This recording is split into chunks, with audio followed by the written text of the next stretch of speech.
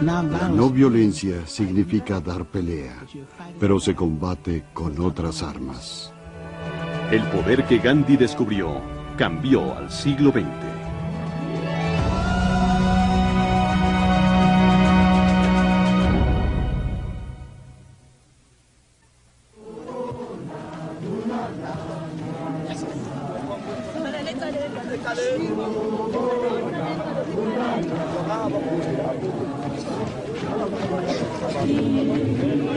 Cada fin de semana sepultaban a sus muertos. En el último año, las noticias sobre jóvenes negros asesinados por la policía se volvieron tan comunes como los informes del tiempo.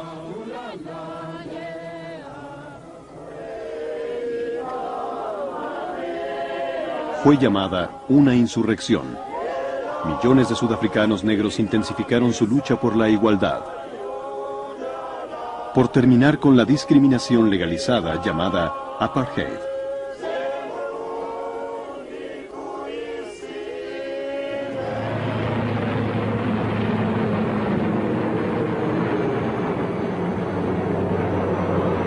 Las fuerzas de seguridad se volvieron agresivas en los distritos negros.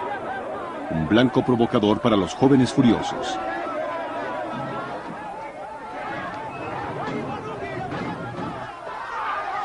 Incluso los espectadores inocentes quedaban atrapados en el ciclo mortal de la violencia creciente.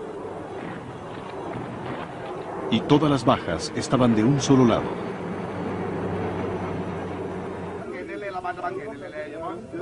Horrorizada por el derramamiento de sangre, una nueva generación de líderes en los distritos negros estaba organizándose, buscando formas más eficaces de contraatacar. En Port Elizabeth, Mukaseli Jack, de 27 años de edad, había organizado a jóvenes desde que era adolescente. En el distrito negro estaban frustrados por lo que estaba pasando. Había una confrontación seria. Los jóvenes peleaban con la policía con las manos desnudas y la policía les disparaba sin misericordia. Dijimos, déjenos descubrir a estos policías por lo que son. Saquemos esta batalla fuera de los distritos y llevémosla directamente a sus casas.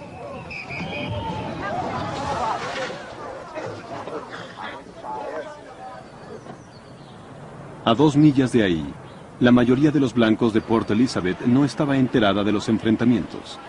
Los diarios pertenecientes a los blancos y la televisión estatal no informaron de los disturbios en los distritos negros, pero un puñado de blancos se había unido al movimiento anti-apartheid. Una de ellos era Janet Sherry, una joven trabajadora social que desde sus días en la universidad era miembro clandestino del proscrito Congreso Nacional Africano o ANC. La idea era llevar la lucha a las zonas blancas, no por motivos racistas, sino porque comprendían que el Estado no era vulnerable a menos que hicieran un alboroto fuera de los distritos negros. El movimiento cívico negro había estado creciendo. En 1983 fue creado el Frente Democrático Unido, o UDF, como un parasol nacional para más de 600 cívicos locales. Comités de calles, comunidades religiosas, equipos deportivos, clubes de mujeres.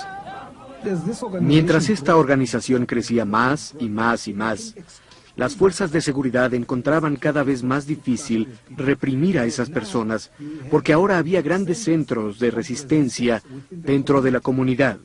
Y entonces, lentamente, todos comenzaron a querer participar en la lucha por la justicia. Poco a poco, todos descubrieron su papel. En mayo de 1985, varias mujeres de edad madura se acercaron a los líderes de la organización cívica negra de Port Elizabeth para sugerirles que boicotearan los negocios pertenecientes a los blancos.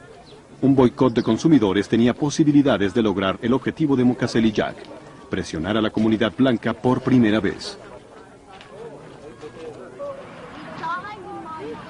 Los organizadores del boicot solo tuvieron unas semanas para prepararse. 500,000 de personas debían ser convencidas de comprar solo dentro del distrito negro. Nos preparamos diciéndole a los comerciantes negros en los distritos negros que queríamos que se abastecieran de todos los productos básicos que necesitaríamos para la larga lucha que íbamos a enfrentar.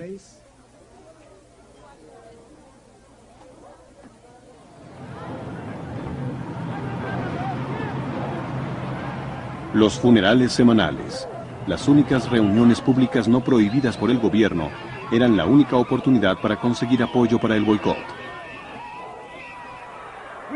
Queremos un gobierno basado en la voluntad y los deseos del pueblo. 2 días antes de comenzar el boicot, Mukasey Jack era el principal orador. Déjenme decirles que pueden llevarnos a prisión. El lunes es el día D. El lunes es el día D. El lunes es el día D. El lunes es el día D. No compraremos en la ciudad el lunes. No compraremos en la ciudad el lunes. No compraremos ni siquiera una caja de fósforos el lunes.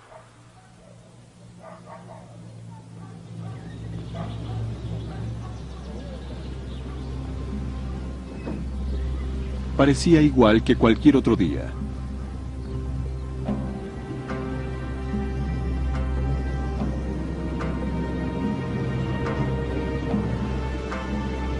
Pero a las 10 de la mañana, la diferencia ya era obvia.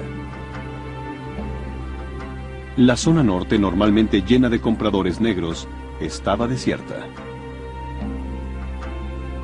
Los observadores enviados a supervisar el boicot informaron que tuvo un éxito del 100%. El boicot era la última táctica de 10 meses de levantamiento. Pero en solo 5 días, demostró ser el arma más eficaz y estaba extendiéndose a todas partes. Era una amenaza verdadera para el régimen del apartheid. La situación actual ya no puede ser tolerada. El gobierno, en términos del Acta de Seguridad Pública, Acta 3 de 1953, decidió proclamar un estado de emergencia en los siguientes distritos magistrales: Port Elizabeth, Albany, Utenhagen, Craddock, Bedford, Somerset Este, Adelaide. El ejército sudafricano ocupó los distritos negros. Los viajes quedaron restringidos. Se impuso el toque de queda de noche y de día. Hubo cientos de arrestos.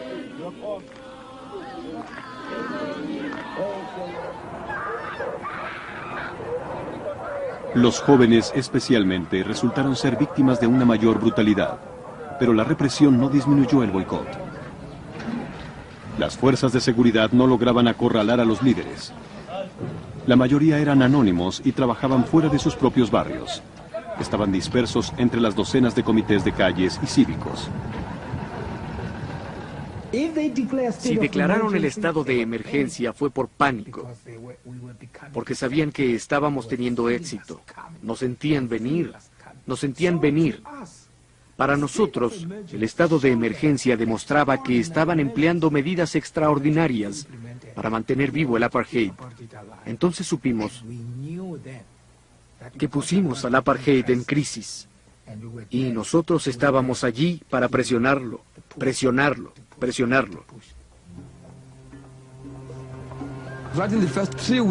Las tiendas comenzaron a cerrar dentro de las primeras 3 semanas. ¿Puede creerlo? Era una celebración de la libertad. Cuando escuchamos que una tienda cerraría, celebramos, gracias. Y entonces otra, por favor pase, gracias. Mukasey Jack se ocultó para evitar ser arrestado. Yendo de una casa a otra, consultó con el comité del boicot sobre cómo aprovechar ese éxito. Agregaron nuevas condiciones a las exigencias que debían cumplirse para que terminara. Teníamos exigencias concretas. Al verlas en retrospectiva, parecen bastante sencillas. Abrir los servicios o instalaciones públicos a personas de todas las razas. Retirar a las tropas de los distritos negros, hacer accesible cualquier cosa que no lo estuviera, acabar con la discriminación en los puestos de trabajo, etc. También teníamos metas a largo plazo, como la libertad de Mandela. Dios mío, nadie va a estar de acuerdo con pedir eso. Olvídenlo, es imposible. Esperamos hasta que el dolor les caló hondo. De no ser así, ¿de qué servía la huelga? Esperamos, tuvimos paciencia porque nosotros no estábamos perdiendo nada y ellos estaban perdiendo cientos de rands. Entonces la Cámara de Comercio finalmente dijo que teníamos que hablar con ellos. Simpatizamos con muchas, mejor dicho, con la mayoría de las exigencias. Después de reunirse con Jack y con los líderes del boicot, el director de la Cámara de Comercio habló con los reporteros. Hay exigencias que podemos atender directamente y otras que obviamente atenderemos debidamente. Hay otras que tendrán que ser atendidas por el gobierno y sentimos que este tiene el deber de hacerlo. Jack fue un conocido líder juvenil por muchos años. Ahora su papel como portavoz del boicot lo convirtió en una seria amenaza para el régimen. Era un alborotador extremo, un activista, en el verdadero sentido de la palabra, sí. El coronel Lawrence Duplessis era jefe de inteligencia militar para la provincia de Eastern Cape. Realmente no estaban cometiendo un crimen. Como usted dijo, si no querían comprar, no era un crimen si no querían comprar. Pero era una acción en masa. ¿Qué hacíamos? No podíamos dispararle a todas esas personas, no podíamos encerrarlos a todos. Fue muy eficaz. Gandhi comenzó esa, si no me equivoco, resistencia pasiva. Cuando las fuerzas de seguridad vieron que el boicot no disminuía, decidieron actuar. La noche del 2 de agosto, Mukassel Jack y los líderes del boicot fueron arrestados y llevados a la prisión de St. Alban.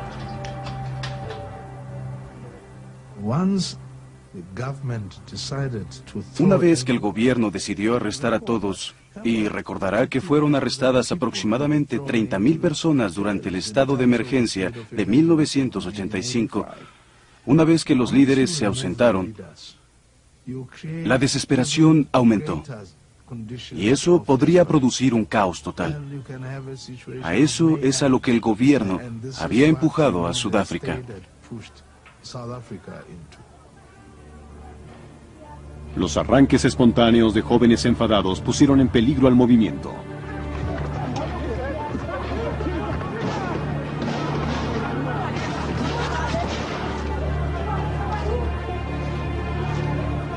Entre los pocos que eran lo bastante valientes como para advertir del peligro, estaba un clérigo sudafricano, el obispo Desmond Tutu.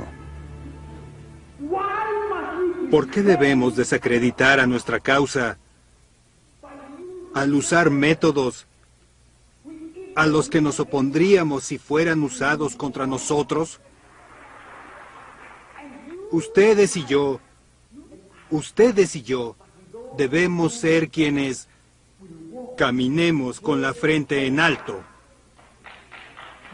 Diremos que usamos métodos que pueden resistir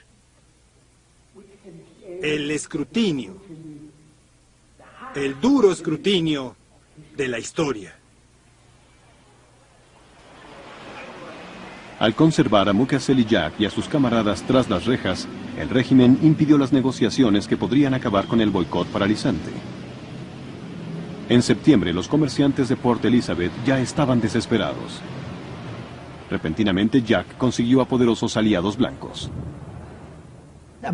Un hombre de negocios respetable, buscando a esas personas que fueron descritas como vándalos y alborotadores.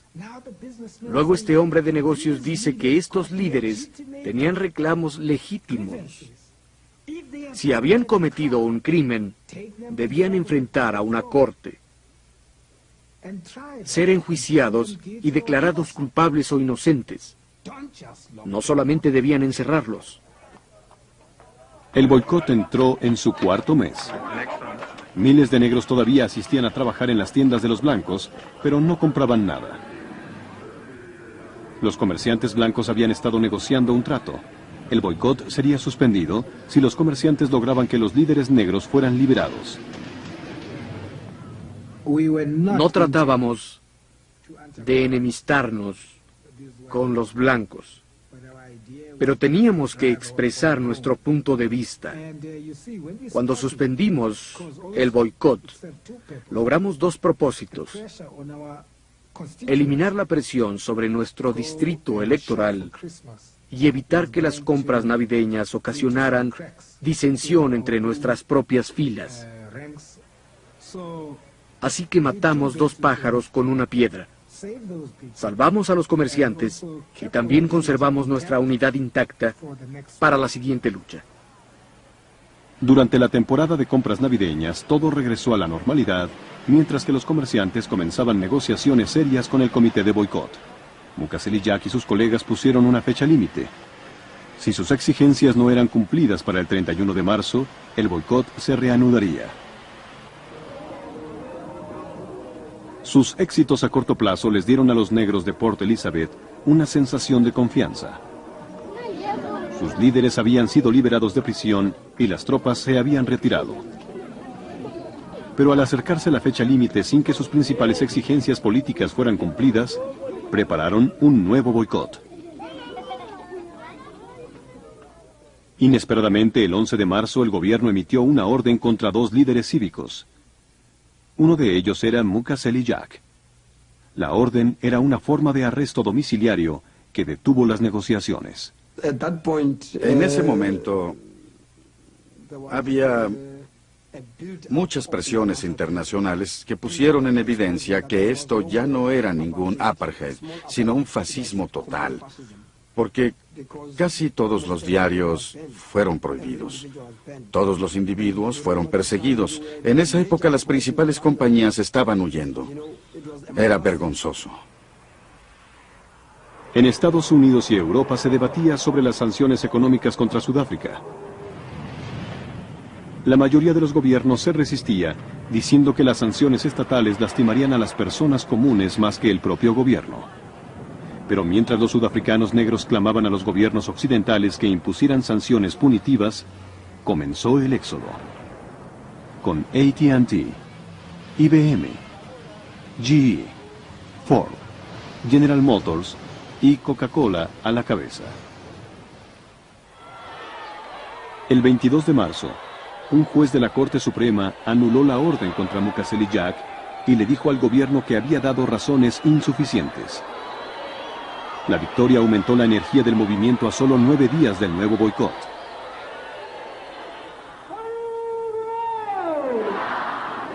Jak rompió la orden en su contra, usando la celebración para cimentar la solidaridad que necesitarían durante las próximas semanas. Confiamos en que pondremos a Botha de rodillas. Nuestro poder de compra será la llave que decidirá el futuro, que decidirá nuestro destino en este país. Está claro que el 1 de abril, lo sabemos, no compraremos ni siquiera una goma de mascar en la ciudad.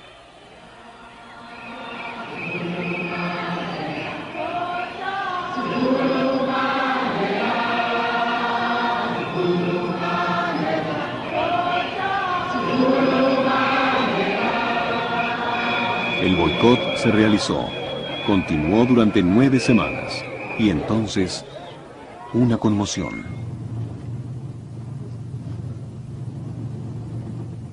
Las fuerzas de seguridad allanaron los distritos negros, arrestando a miles. El gobierno impuso en secreto un estado de emergencia. Durante horas la policía registró las oficinas de los cívicos negros, los sindicatos, el UDF y el Consejo Sudafricano de Iglesias, arrestando y confiscando documentos.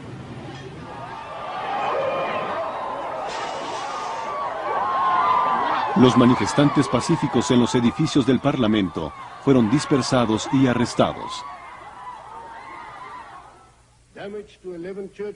16 horas después de comenzar la operación, el presidente Botha habló ante el Parlamento. Citó los informes de inteligencia sobre la amenaza inminente de una revolución armada del ANC y del Partido Comunista. Estos revolucionarios son controlados por una camarilla típica de los regímenes marxistas y que solo se interesa por una toma violenta del poder. A la mayoría sensata ya no les es posible continuar buscando una solución pacífica y democrática. Era el segundo estado de emergencia en menos de un año.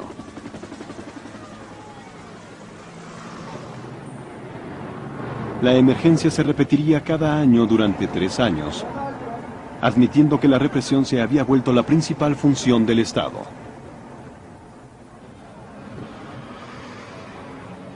Las fuerzas anti-apartheid fueron empujadas a la acción clandestina, pero no fueron destruidas. No derrumbaron al gobierno, pero las acciones no violentas en masa le arrebataron su legitimidad. El sistema del apartheid ya no era viable.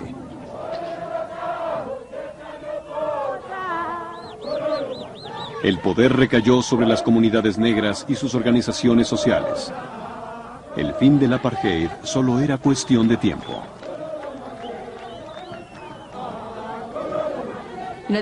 No había una oposición por principios al uso de la violencia.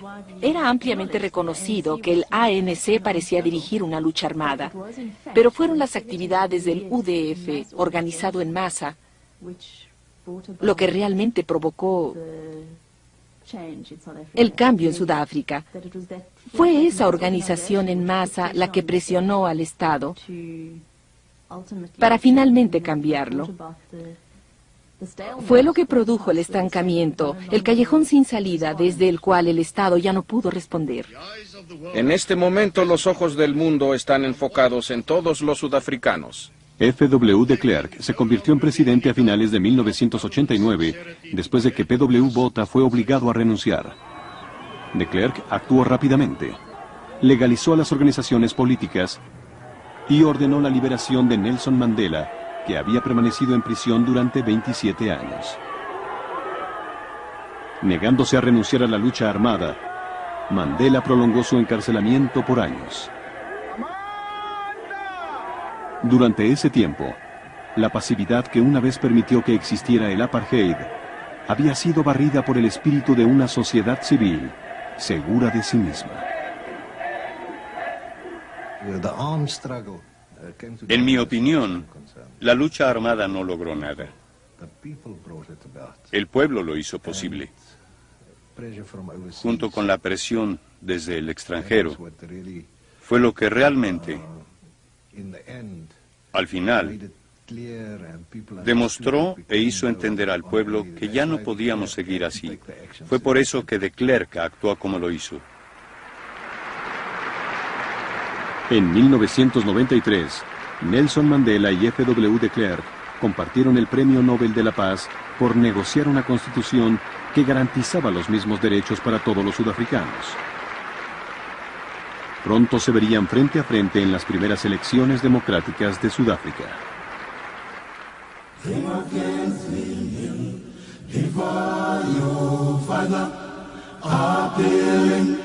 Asking for peace in the rest of the country. Lord of Lords, we kneel before you, Father, appealing, asking for peace in the rest of the country. Jamás en su vida habían votado, ni tampoco sus padres, ni sus abuelos. Reveal yourself, reveal yourself.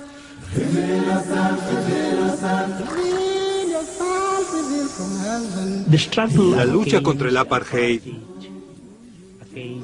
contra el racismo en Sudáfrica, había sido fundamentalmente no violenta. Estábamos inspirados por lo que había pasado en la India, en Polonia, por el movimiento en pro de los derechos civiles en Estados Unidos, por lo que estaba pasando en las Filipinas. Supongo que los espectadores dirían que las armas son lo más peligroso para un dictador, lo más temible. Pero no es así. Es que las personas decidan que quieren ser libres. Y una vez que lo Han decidido. No hay nada que los detenga.